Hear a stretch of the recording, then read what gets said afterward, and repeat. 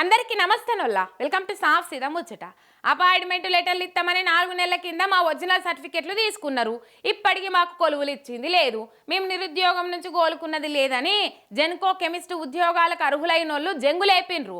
నౌకర్లు ఇయ్య శాతగానోళ్ళు మాకెందుకు కొలువులు ఇస్తామని చెప్పుడు అని పోరుబాట పట్టిండ్రు. ఇగో ఇట్లా సడక్ల మీద నిరసన తెలుపుతాండ్రు. చూసిండ్రా, వీళ్ళందరూ జెన్కోల పనిచేసేందుకు అర్హులైన ఉద్యోగులట. మిమ్మల్ని కొలువులకు తీసుకోవాలనంటే మొదలు మీ సర్టిఫికెట్లు ఇయ్యండ్రి, అవిటిని చూసి మీరు అర్హులో కాదో చెప్తామని తీసుకున్నారట. అందరిని ఇంటర్వ్యూలు కూడా చేసి మీకు అందరు జాబులకు సెలెక్ట్ అయినరు. జల్దీనే అపాయింట్మెంట్ లెటర్లు పంపిస్తాము, మీరు బేఫిగర్గా ఉండండి అప్పట్లో అధికారంలోకి వచ్చిన తొలుతలనే కాంగ్రెస్ వాళ్ళు చెప్పిండ్రట.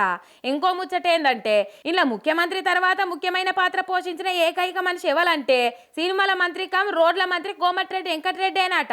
మా సర్టిఫికెట్లు తీసుకుంటూ ఉద్యోగాలు వచ్చినట్టే అని చెప్పిండ్రు. ఎప్పటి సంది జాబులకు తీసుకుంటారంటే 4 నెలల సంది రేపు మాపు అనుకుంటా రోజులు నెలలు గడుపుతున్నారట.